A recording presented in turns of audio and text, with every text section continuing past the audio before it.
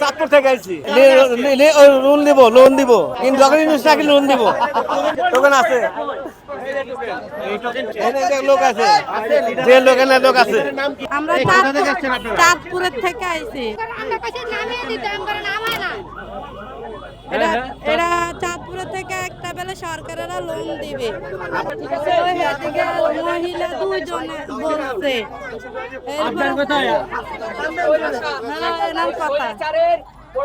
আমরা জানি না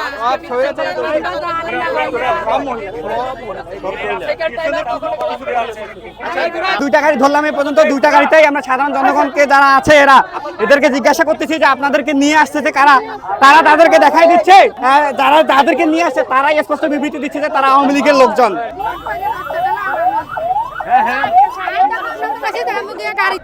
বাড়ি বাড়ি যে কইছিল নাম আমরা তো এতটুকু জানি না।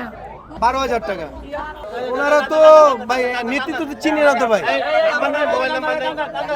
যে গাড়ি রিজার্ভ নিছে মোবাইল নাম্বার বলেন থেকে